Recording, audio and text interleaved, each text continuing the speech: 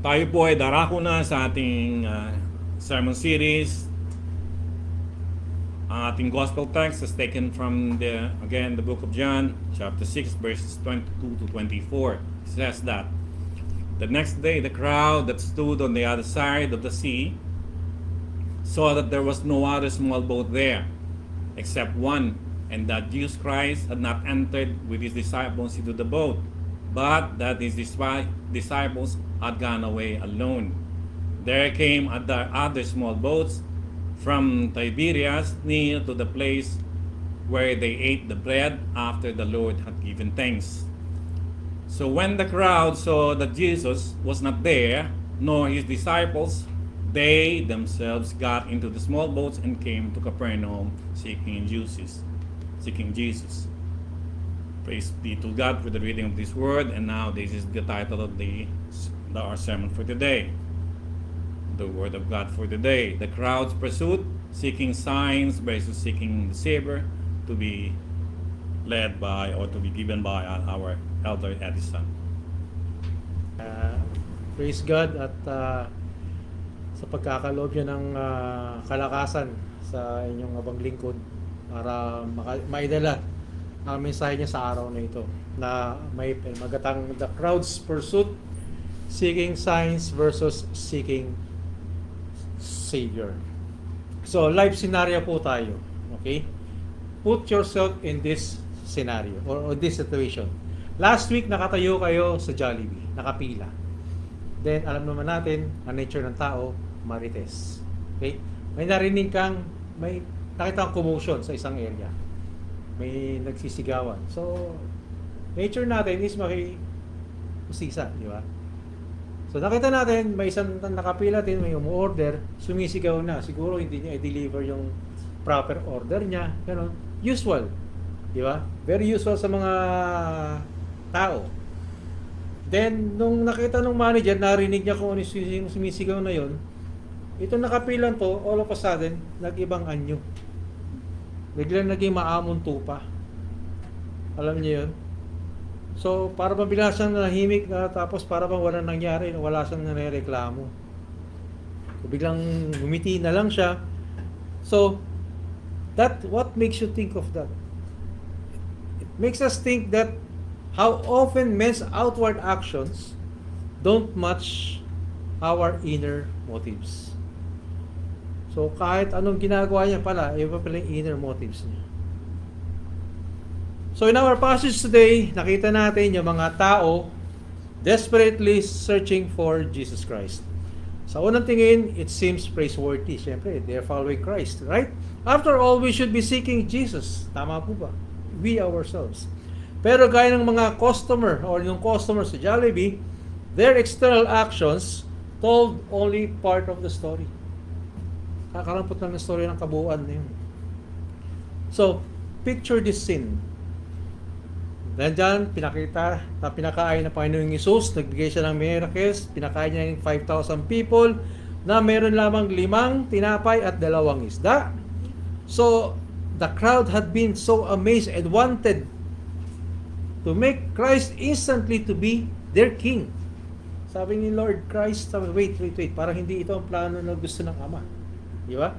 So, Jesus had withdrawn to a mountain alone. So, nawala siya bigla sa mga grupo na yon. Then, his disciples had encountered him saan na? Sa Sea of Galilee. Lumalakad na sa tubig. So, now as the sun rises over the Sea of Galilee, the crowd realizes Jesus is nowhere to be found. Kasi nga namundok bigla ang Panginoong Hesus. Iniwasan siya dahil hinahabol siya eh. Gusto niya instantly, ikaw na ang aming king. Okay? So, this scenario ay walang pinagkaiba sa mundo natin ngayon. Come to think of it. Bakit? Okay? People are still seeking Jesus, right? Marami sa atin, hindi lang tayo mga bilang Kristiyano, pati yung mga non-believers, they are seeking Christ. They believe in Christ. That's why they are seeking Christ because of what? Ano? Bakit nila hinanap ang Panginoong Hesus? Some through Google searches, hinahanap nila who is Jesus Christ, who is God.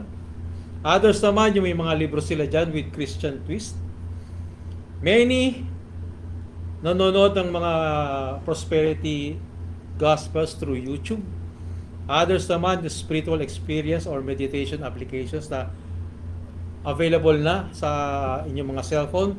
And some, like this, attending the worship service. So, ganyan po kung bakit natin hinahanap ang ating Panginoon.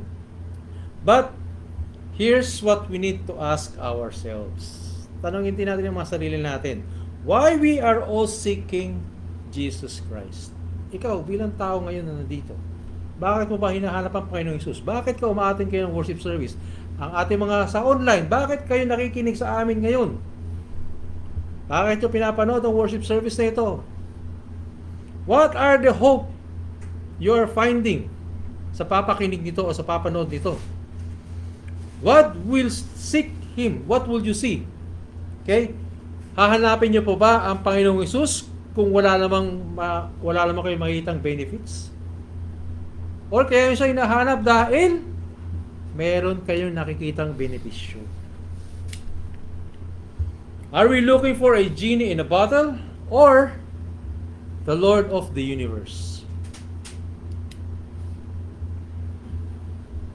So you see, we're not so different from that crowd by the sea. Tayo mismo, we chase after Jesus for what He can give to us, rather who He is. Seek His hands more than His heart. Bakit? Because of men's adversaries. Men's needs. Mga pangangailangan ng tao. Kaya lagi siyang hinahanap niya ang Diyos. Dahil humahanap siya ng tulong, ng kasagutan sa kanyang mga adversaryo. Sa kanyang mga kapighatian. Because we want His blessings more than His presence. Kasi nabibless tayo. Sabi niyo ba, pag nakapakinig ako ng sermon, nabibless ako. So yung kagad ang tingin nila. Pero yung presensya ng Panginoon, hindi nila nakita. Nabless sila ng salita. Tinamaan sila. Pero yung presensya mo ng Panginoon pumasok sa kanila, sa puso nila. Desires His solutions more than His sovereignty. So parang panakip butas na lang ba ang Panginoon? Sila lang bang solusyon nakikita natin sa mga o pantapa lang ng butas? So in these 3 short verses na nabasa natin, God's words reveals a profound truth about human nature and our tendency to seek Jesus with mixed motives. Mixed ang motives natin, bakit natin hinahanap ang Diyos. But more importantly, it challenges us to examine our own hearts and motivations. So, bakit ito importante? Many of us in this room right now at sa maging sa aming tagapakinig o nanonood, we might be seeking Jesus but for all wrong reasons. Tama? Nandito tayo ngayon. Sabi natin, attend ako ng worship service ngayon. Bakit? Kasi obligado ako eh. Sabi, sa loob ng isang linggo, dapat may isang araw para sa Diyos. Yun lang ba ang dahilan mo? Attend ako kasi gusto kong ma-bless. So, may kanya-kanya tayong mga motibo. Kasi problemado ako eh. Kailangan ko ng Diyos. So, some might not even realize their true motives. Hindi lang, basta attend lang. Masabi lang na, uy, umattend din ako ng church. Di ba? So, aminin natin, merong mga oras sa ating paglalakad kasama ang Panginoong Jesucristo, we have had to stop and examine ourselves. May mga times when we realize we were seeking His gifts more than His presence in our lives. Sabi nga, ano yung nakikita natin sa trend? Stop, look, listen.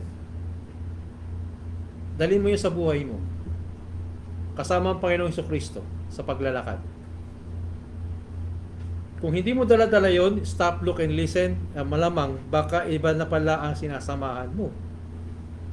At iba na yung pinatutunguhan mo, naliligaw ka na. Tama?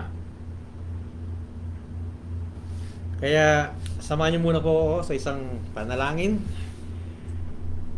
Sovereign Lord and gracious Father, we come before your throne of grace this morning, humbled by your presence and grateful for your word, Ama. Lord Jesus, as we open the scriptures of John chapter 6 today morning, and you know the depths of every heart in this sanctuary. We ask your Holy Spirit to open our spiritual eyes, to see you clearly in your words, remove any distractions that would hinder our understanding, expose our true motivations for seeking you, O God. Grant us wisdom to apply your truth to our lives, and that your Holy Spirit will be our teacher, our guide for today's sermon. Just in Jesus' name we pray. Amen. So let's go to our sermon proper. Pasakaya lang po natin yun para malaman natin kung bakit ba natin hinahanap talaga ang Panginoong Jesucristo o ang Diyos. So in our age of instant gratification and consumer culture, we often approach relationship, even ang relationship natin sa Panginoon Diyos. What is it in for me? Ano ba yung meron sa akin? Okay? Mentality, yun ang mentality ng tao. The passage before us today reveals a sobering truth about human nature. We are naturally drawn to seek Jesus Christ not for who He is, but for what He can do for men or for all of us. Kahapon, gumawa ng isang miracle or ng sign ng Panginoong Jesucristo. Pinakain niya 5,000 katao ng may 5 tinapay at 2 isda. So today naman, the same crowd, ang ginagawa? Hinahabol siya, hinahanap siya, frantically searching for Him. They even crossed the Sea of Galilee in pursuit of Him. But as we'll see in the verse that follow our text, ano yung motives nila? Their motives were far from pure. Basta sugod lang silang sugod. Hinahanap lang nila. Bakit? They sought Jesus not because they recognized Him as the bread of life, but because He had filled their stomach. Binusog. Okay? Binusog siya ng mga tao. So sabi nga, a large crowd followed Him because they saw the signs, miracles, which He was performing on those who were sick. Sabi nga sa John 6:2. Therefore, when the people saw the sign which He had performed, they said, "This is truly the prophet who is come into the world." John 6:14. Mga pinagdaanan natin. Then, ito na nga ang ating verse for today.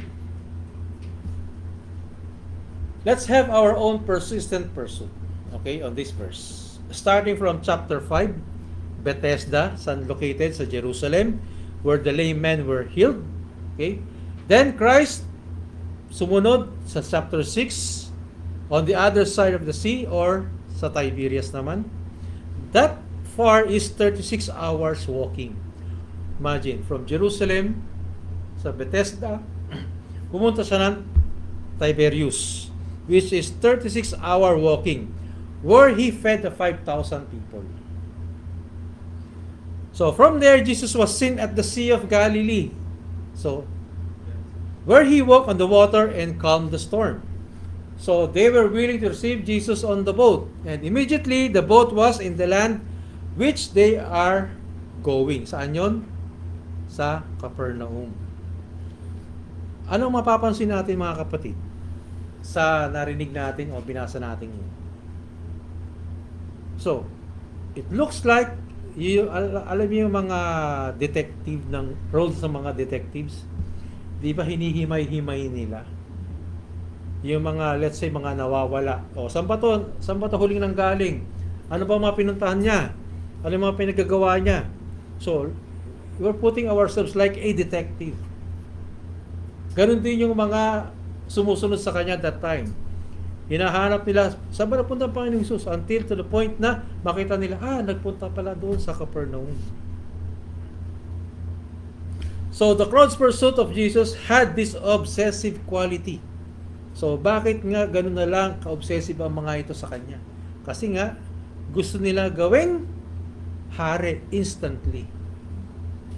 Sabi nga sa John 6:26, "Truly, truly, I say to you, you are seeking me, not because you saw signs, but because you ate your fill of the loaves." Nabusog kasi kayo. So, when the great crowds followed Jesus, He challenged their motives. Luke 14:25-26. And then sa Matthew 19:16-22, the rich young ruler sought Jesus, but for the wrong reason. So, even themselves or us, we don't know our motive. Kung ano ba talaga, bakit natin hinahabol or hinahanap ang Panginoong Hesus. Sabi nga, we live in a culture that desperately seeking something or someone to fill the void within us. Today, consider how people pursue or us, how we pursue. Nandiyan yung prosperity gospel preachers na nangangako ng magandang health, ng yaman, filling the mega churches. Bakit nga ba napupuno yung mga mega churches? Because of this. Mga sinasabing pangako ng mga prosperity preachers. Yayaman kayo dito kayo umattend, yayaman kayo, ganyan, di ba? Lagi maganda ang inyong kalusugan. So, siyempre, ito naman mga tao madaling ma-deceive dahil hindi sila well-equipped na salita ng Diyos, sugod na sila ng sugod. Nandyan yung life coaches and motivational speaker. Sino yun? Kagaya ni Joel Austin, who promises to unlock our potential and make us our very best. Para masabi, kaya ko yan. So, motivational speaker yun. Hindi siya preacher. At yung mga dating applications ng social media where we seek validation and connection often with mixed motives. So, ano ba yung motivation din natin? Bakit din natin ginagamit ang social media? So, like the crowd in John 6, we often seek Jesus primarily for what He can provide, rather for who He is. Sabi nga sa 2 Timothy 4, verse 3 to 4, for the time will come when people will not put up with sound doctrine, instead, to suit their own desires. They will gather around them a great number of teachers to say what their itching ears want to hear. So, ang mangyayari pala, kung ano lang yung gustong marinig ng mga attendees ng church, yun na lang din ang i-preach sa mga pastors. So, parang mali na nangyayari, di ba? Just for them to retain in the church.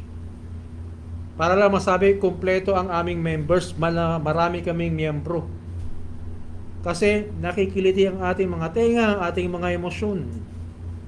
Kasi na-bless ako doon nung sinabi ni pastor. Di ba? Maganda yung mga nila doon, yung samahan nila doon, may maingay, yung maraming sa music, ganyan. Okay? So Ecclesiastes 3:11, God has set eternity in the human heart. We all seek something beyond ourselves. Hanap pa rin tayo ng hanap. And 1 John chapter 2 verse 16, for everything in the world, the lust of the flesh, the lust of the eyes, and the pride of life comes not from the Father, but from the world. So here, the heart of our seeking. Yung ano nilalaman ng puso natin.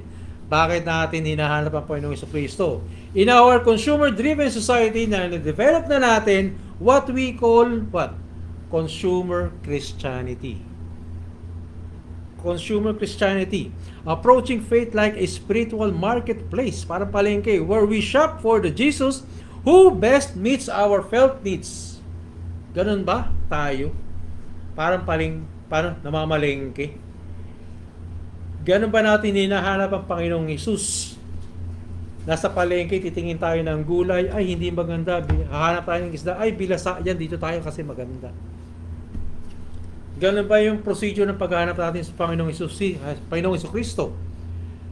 So, we want the Jesus who heals our disease but doesn't confront our sins. We want the Jesus who blesses our plans but doesn't require us to take up His cross.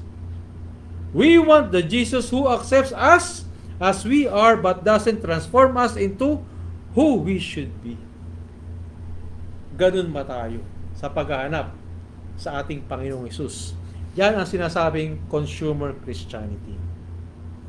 Wala din pinagkaiba yan sa blessings shopper. Okay? Blessing shopper. People church hop seeking dynamic programs, financial breakthroughs, or emotional highs. Yan yung sinasabi ko kanina na sa church na to maganda kasi yung mga preaching ni pastor. Maingay dito, live na live yung mga kanta nila kasi may mga gamit silang instrumento. Kasi dito sa church na to, napaka-formal nila masyado. Tapos bawal ang mga nakapantalo na babae, ganyan. So, para bang namimili lang sila kung saan sila mag-a-adapt. Alam niyo yun? Yung lumalabas sa blessings shopper. Feeling nila kung saan, dito ako mabiblessed eh. Okay? Hindi yun si Kristong hinahanap nila. Mas nangingibabaw sa kanila yung mga nais nila or yung mga set standards nila sa buhay. Imbis na yung nais ng Panginoon para sa atin or yung gusto ng Panginoon na mangyari para sa atin. We are all blessing shopper. In one way or the other. Sabi nga sa Luke 9 verse 23, Then he said to them, Whoever wants to be my disciple must deny themselves and take up their cross daily and follow me. Nagagawa ba natin to?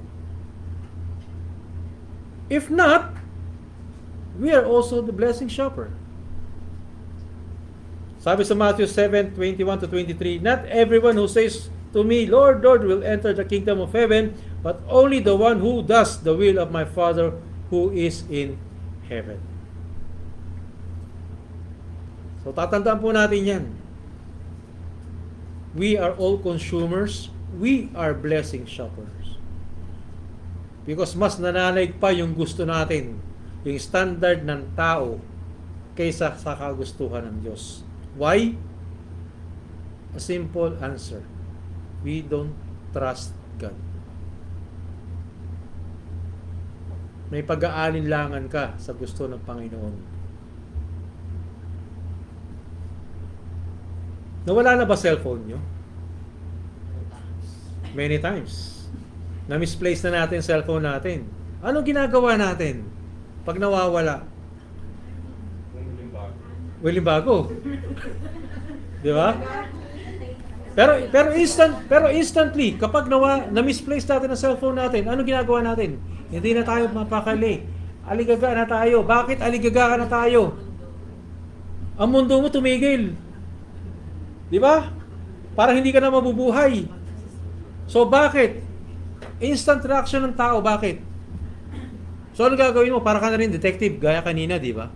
Saan ba ako nang galing? Galing ako sa banyo eh. Doon lumabas ako. Kumain ako, punta akong kusina. Then after that, punta ako sala. So iniikot mo yung buong kabahayan. Yung pala, nasa bulsa mo lang. Di ba? So, we became detective as well. So, ganun na lang. Sinasabi nga nila, adik ka sa cellphone. Di ba? Ito na yung buhay natin ngayon eh. Bakit? Nandyan na lahat ang essentials. Into your reach na eh. Di ba? Oh, nandyan ang mga contacts mo. Nandyan yung mga pin codes mo. Nandyan ang mga passwords mo.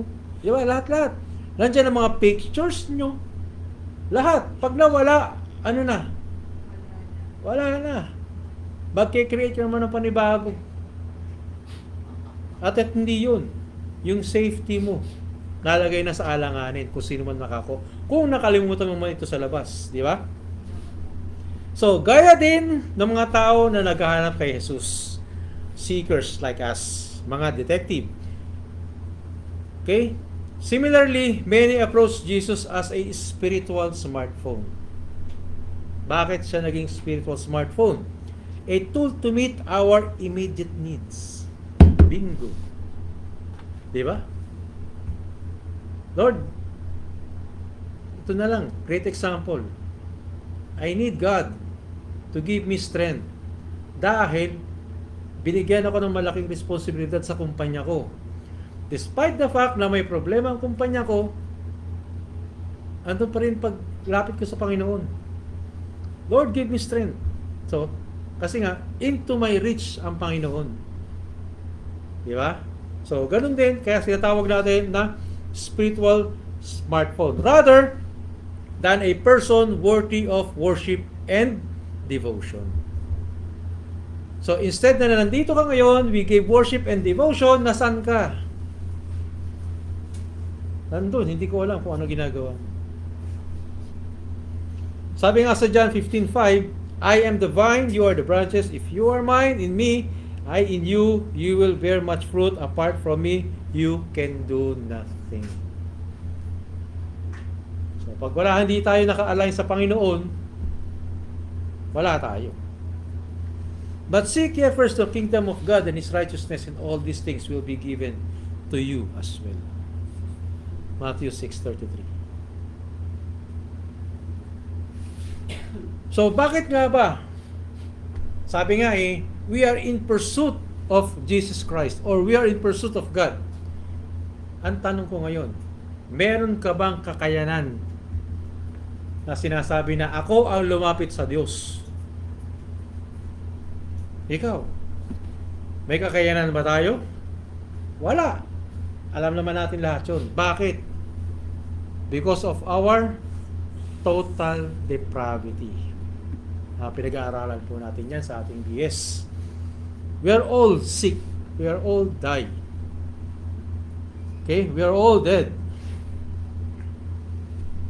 So the crowd in John 6 demonstrate this perfectly. Okay? They had witnessed an incredible sign, miracle, yet their hearts remained focused on temporal, physical needs. Temporal lang, yung mabusog lang sila. Okay? This is the natural state of every human here apart from God's grace. So, akala nila sila lumalapit sa Diyos. Yes, kayo lumalapit sa Diyos. Kasi nga, temporal lang yung mga hinihingi nyo. Pero binibigay ng Panginoon is regalo ng kaligtasan. Sabi nga sa Romans 3:10-12, there is no one righteous, not even one. There is no one who understands. There is no one who seeks God. Walang humahanap sa Panginoon. Bakit? The heart is deceitful above all things and beyond cure. Who can understand it? All of us have become like one who is unclean, and all our righteous acts are like filthy rags. The mind governed by the flesh is hostile to God. It does not submit to God's law, nor can it do so. Those who are in the realm of the flesh cannot please God. So wala po tayong kakayanan na lumapit sa Panginoon. Hinahanapin siya, yes. Pero sabihin natin na to be with Him, ibang usapin na po yun. This means that even when we begin seeking Jesus for wrong reasons, mabait pa rin ang Panginoon. Bakit? Pinagkakalooban pa rin niya tayo ng irresistible grace. Bigyan pa rin tayo ng Diyos ng grasya. Bagamat mga patay na tayo, hindi tayo makalapit sa Kanya, nandiyan pa rin yung irresistible grace. Grasya na hindi natin matatanggihan na mula sa Panginoon. Okay? God is good. While many seek Jesus for wrong reasons, the Father draws His elect to the Son with pure motives that He Himself creates. So, Jesus' letter says in John 6:44, no one can come to me unless the Father who sent me draws him. Draws him, sinasabi nga rin, kinalagkad ka ng Ama patungo kay Jesus. So, this means that even when we begin seeking Jesus for wrong reasons, perhaps drawn by the promise of peace, purpose, or prosperity, God's grace can transform our seeking into a genuine worship and love. Ay, yun naman pala eh. Yun nga lang, kapag drinag ka ng Panginoon, Diyos Ama sa Panginoon Jesucristo, mangyayari yun, matatransform. Sabi nga this is why I told you that no one can come to me unless the Father has enabled them. John 6:65. Imagine, enabled, kanina drug them, ngayon enabled them. Parang disabled ka lang kanina eh. Pero pag in-enable kang Panginoon, makakalakad ka na, makakapunta ka na. Alam na natin to, for it is by grace that you have been saved through faith. Di ba? And for it is good, it is God who works in you to will and to act in order to fulfill His good purpose. It's not our will, it's not our purpose, but it is God's purpose. Philippians 2 verse 13. So bakit kanina napupuno yung mga mega churches? Yan yung mega church phenomenon. Sabi nga yung mga mega church movement often attracts crowds much like those in John 6. People flock to churches that promise life transformation. Yayaman ka, hindi ka magkakasakit, may mga personal fulfillment kang matatanggap. So while God can work through these environments, we must examine still our motives. Are we seeking Jesus for His benefits or for Himself? Consider the prosperity gospel that promises health and wealth to faithful believers. Gaya ng crowd seeking Jesus for more bread, many today seek Him primarily for material blessings na lang. Nakakalungkot, di ba? This represents a fundamental misunderstanding of the gospel and constant friction between people of corrupt mind who have been robbed of the truth and who think that godliness is a means to financial gain. 1 Timothy 6:5. At sabi pa nga, do not store up for yourselves treasures on earth, but store up for yourselves treasures in heaven. Matthew 6:19-21. Watch out, be on your guard against all kinds of greed. Life does not consist in a abundance of possession. Luke 12:15. Ito, those who want to get rich, mga gustong yumaman, fall into temptations and a trap and into a many foolish and harmful desires. Bakit kaya? Kasi pag yumaman ka na, ano na? Binigay na ng Diyos yung pangangailangan mo, nakakalimutan mo na yung Diyos. Kasi gumawa ka ng sarili mong mundo. 1 Timothy 6:9-10. Lahat tayo for sure, meron tayong Instagram profile. Active man or inactive, but still, we have. It is connected sa ating Facebook account. So, in our Instagram age, many approach faith as a lifestyle brand. Branding na yung buhay natin. So, we follow Christians influencer. Diba? Kasi magaganda yung mga sinishare nilang thoughts, mga verses. Uy, sa pula ko dun, diba? Share inspirational quotes and attend churches that provide the best experience, but we are seeking Jesus Himself. Or we are seeking the social benefits and positive feelings that come with religious association. So you become follower of this, let's say, pastor in IG. Bakit? Kasi, makikilala ka rin. Magiging famous ka rin sa IG kagaya ni pastor. Yan yung sinasabing social media Christianity. Kristiyano ka lang sa social media, pero sa totoong buhay, wala nga.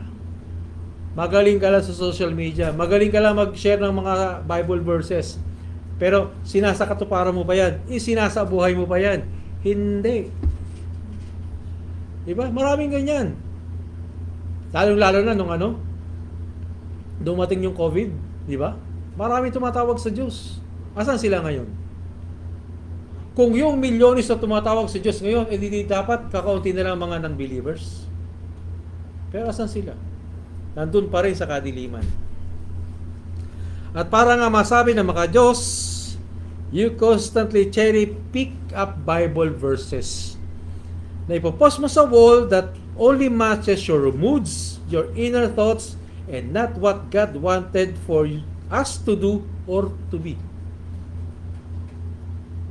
Itong mood ko ngayon hanap ako ng verse na magmamatch sa mood ko. Okay? I was blessed. Kanina, ito ang magiging verse ko. So, it is like following a celebrity chef on social media. Sino yun? Sino yung celebrity chef na yun? Gordon Ramsay, di ba? Kita natin yung food preparation niya, plating niya, napakasarap, picture pa lang, gutom na gutom ka na. Di ba? We are followers of Him.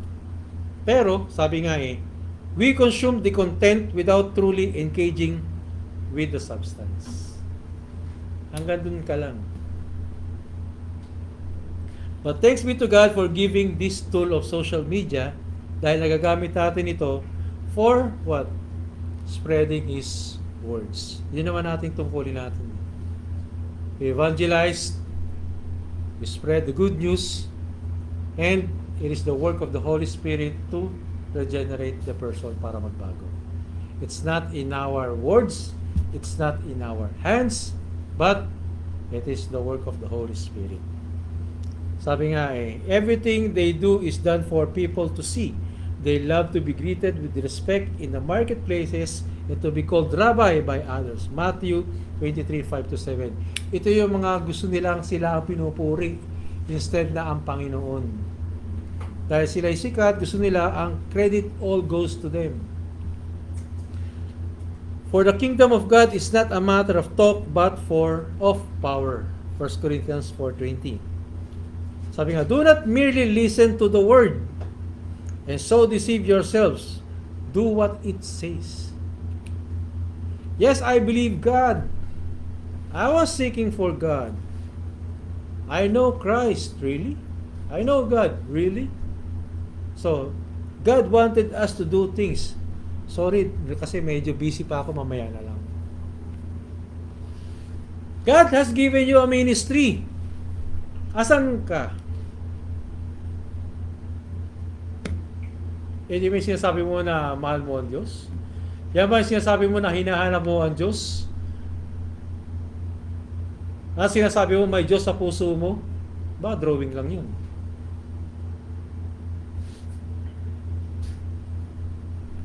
Sabi nga, but everyone who hears these words of mine does not put them into practice is like a foolish man who built his house on sand. Matthew 7:26-27.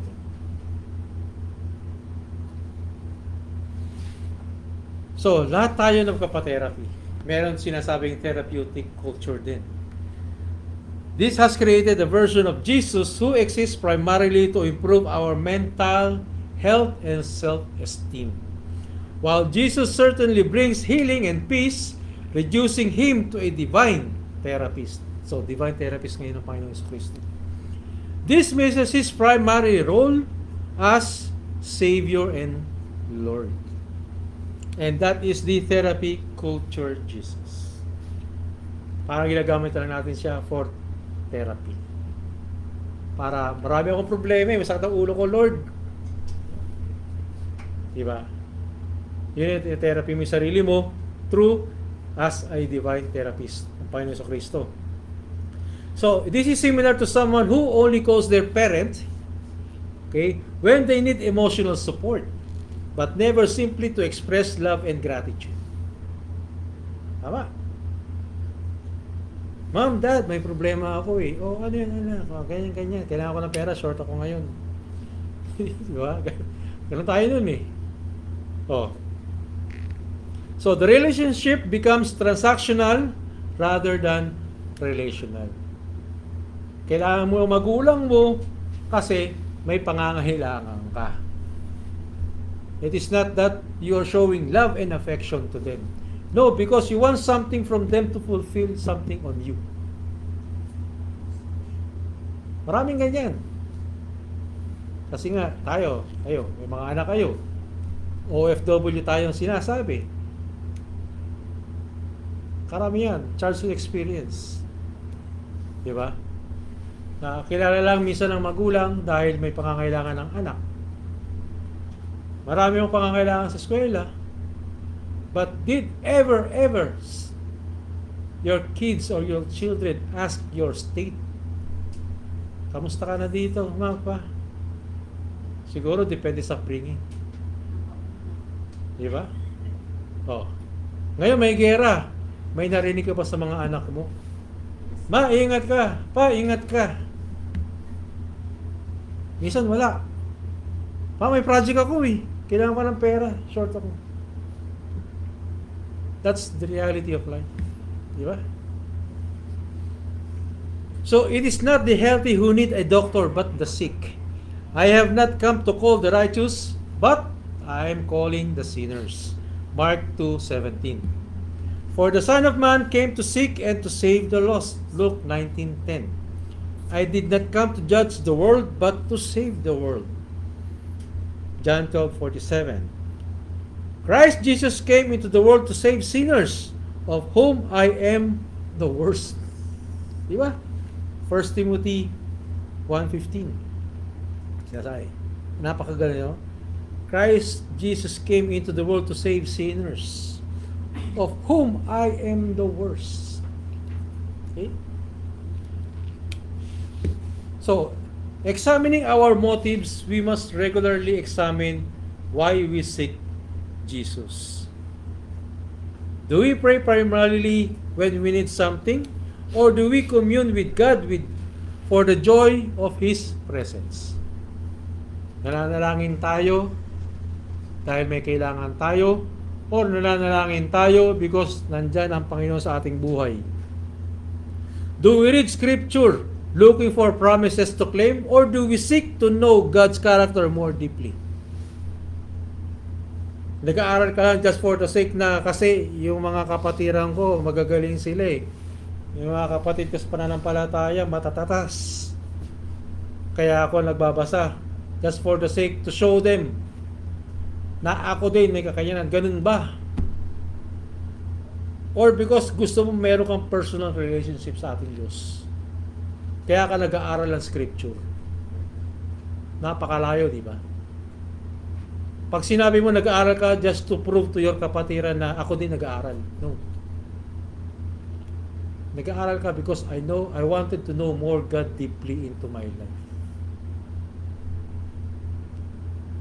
Do we attend church for what blessings we can get, or to worship God and serve others? Yes. Ito yung karamihan na every Sunday sa Pilipinas, attend tayo ng church, simba tayo. Hingi tayo ng blessings sa Panginoon. Di ba? Imbis na magpasalamat tayo sa ating Panginoon, hingi para tayong blessings.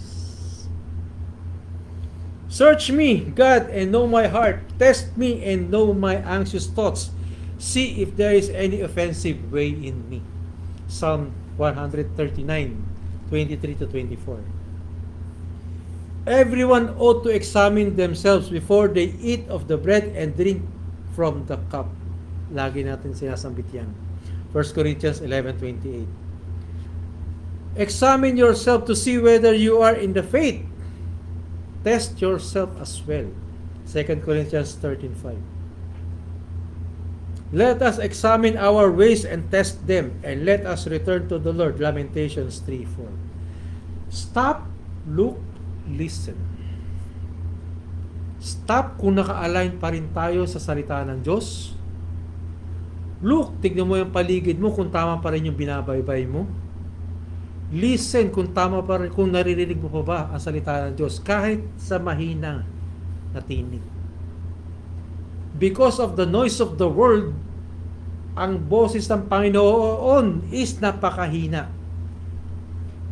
Pero kung ang focus mo is nasa Kanya, kahit 0 decibel yan, maririnig at maririnig mo ang tinig ng Diyos. Kaya always examine ourselves. Kanina narinig ko, Netflix. Anong ginagawa natin sa Netflix? May bago ngayon palabas, di ba? May sikat ngayon. Nasa Netflix yan eh. Hanap tayo, scroll tayo, search tayo, lahat-lahat. Di ba? Here's a practical diagnostic na makakatulong. Kaya stop, look, and listen. Do you approach your relationship with Jesus like a approach to Netflix? This is the Netflix test. With Netflix, we scroll through options looking for something that entertains us, meets our current mood. If we're not immediately engaged, we keep on scrolling, we keep on searching, we keep on looking. Masasabi natin, maganda to. It suits my mood for today. This movie will entertain me. So many approach church services, sermons, and spiritual disciplines with the same consumer mentality. Remember, again, we are the blessing shopper. We shop because of our standard, set standard. So, true discipleship is more like a marriage, committing to love and serve regardless of our immediate feelings or what we get out of it. Yan po yun. Sabi nga, therefore, my dear brothers and sisters, stand firm. Let nothing move you. Always give yourself fully to the work of the Lord. 1 Corinthians 15:58. Let us not become weary in doing good, for at the proper time we will reap a harvest if we do not give up. Walang sukuan. Galatians 6:9. Magpapatuloy po tayo sa ating Panginoon. Di ba?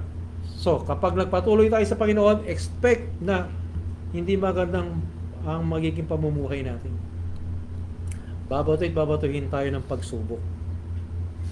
Sabi ng 2 Corinthians chapter 3:18, and we all with unveiled faces contemplate the Lord's glory, are being transformed into His image with ever increasing glory. You were taught with regard to your former way of life to put off your old self and to put on the new self created to be like God. Ephesians 4:22-24. Sino may iPhone? O let's say, sino may telepono? Kaya kanina, pag nawala ang cellphone, hinahanap. So lahat, meaning to say, lahat tayo may cellphone. Lahat tayo may telepono. Anong ginagawa mo? Anong version mo ngayon? Version 12. Bukas, lalabas na yung version 13. Anong gagawin mo ngayon? I-update mo yung cellphone mo. Mag-upgrade ka ng cellphone, ng version. Tama? Oh. I-upgrade mo yung version mo. So, our culture trains us to always want the latest upgrade. Yun tayo. Sabi natin hindi cellphone. Anong usong damit ngayon? Anong usong moda ngayon? Di ba gusto mo ganun ka din? Kung anong usong moda. Anong magandang sapatos ngayon? Yun ang usong sapatos ngayon eh. So, we tend to be in the latest upgrade or update sa ating buhay. We were never satisfied with our current gamit or relationship status. This mentality can infect our spiritual living, causing us to constantly seek a better version of Jesus or a more exciting spiritual experience. Get you? This mentality can infect our spiritual lives, causing us to constantly seek a better version of Jesus. Lagi mong gusto mo a better Jesus Christ. A better. Bakit? Hindi ba sufficient ang ginawa sa iyo ng Panginoong Jesus? That you wanted more of Him? So, the crowd in John 6, sila pa rin, nasa picture, exhibited this restlessness. They had just witnessed an incredible sign na ginawa ng Panginoong Jesus, but it wasn't enough. Hindi pa rin sapat sa kanila na sila'y nabusog at that time. They wanted more bread, more signs and miracle, more excitement coming from our Lord Jesus Christ. They treated Jesus like a spiritual vending machine. Na anytime kapag lumapit ka sa vending machine, press the button, may lalabas sa pagkain or ano man. Ganon na pagtingin nila. Rather than the eternal Word of God. Sabi nga sa Ecclesiastes 5:10, whoever loves money never has enough. Whoever loves wealth is never satisfied with their income. Diba? Ngayon nga lang, delayed ang sahod ko this month. Because of some issues. Sabi nga, keep your lives free from the love of money and be content what you have, because God has said, never will I leave you, never will I forsake you. Hebrews 13:5. But godliness with contentment is great gain, for we brought nothing into the world, and we can take nothing out of it. But if we have food and clothing, we will be content with that. 1 Timothy 6:6-8. Contentment. Yan ang sinasabi ng Panginoon. Kung ibigay sa atin ng Panginoon for this time, makontento tayo. Bakit sinasabi natin, hindi sapat yung sahod ko eh? Kasi marami ka ng demand sa buhay. Sahod ko 1.8 lang. Pero expenses ko 2,000. Oh, negative ka pa ngayon. Kasi nga, lumalaki ang responsibilidad mo. Marami ang demand sa iyo. Tapos ikaw mismo gusto mo lagi kang updated, upgraded.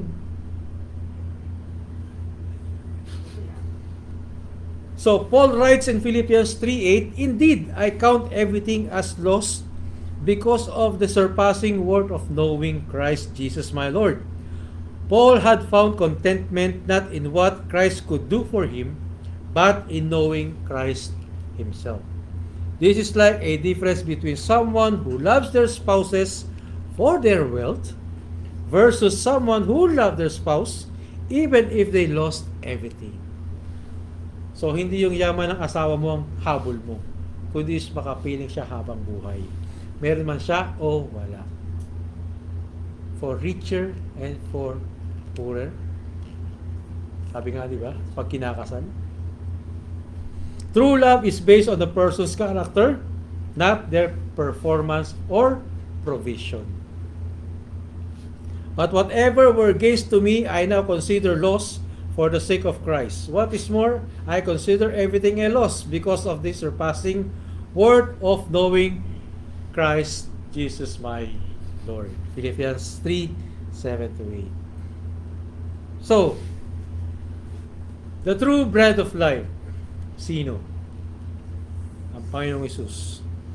The crowd in our passage sought Jesus because He had fed their bodies, but Jesus came to feed their souls. Yun ang intention ng Panginoon. He is not merely a provider of bread. He is the bread of life. He doesn't meet our needs. He satisfies our deepest longings for meaning, purpose, and eternal life. In our consumer culture, we are constantly told that happiness comes from having more comfort, more success, more experiences. But Jesus offers something radically different. Satisfaction that comes from knowing Him, not from accumulating the benefits we get from Him.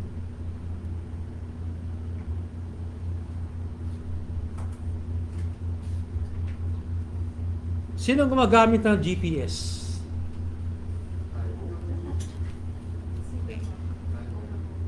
Drivers usually, di ba?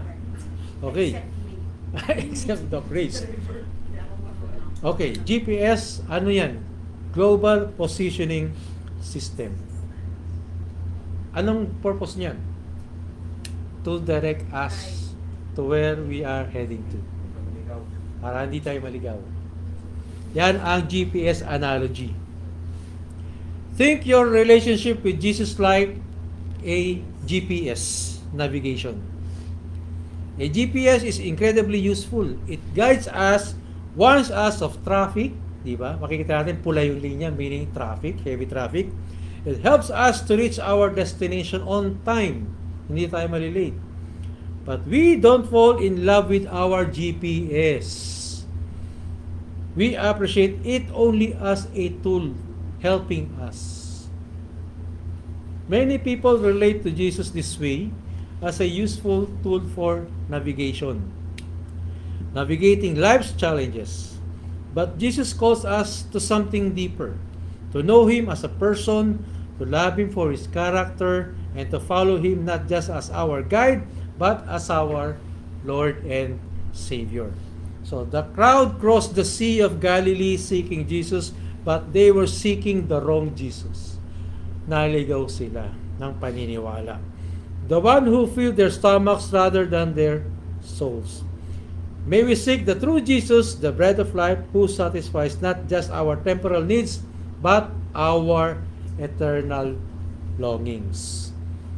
Jesus answered, I am the way, the truth, and the life. No one comes to the Father except through me. John 14:16. So, as we conclude our service, listening to the sermon for today, let us challenge ourselves for the upcoming week, for the coming week.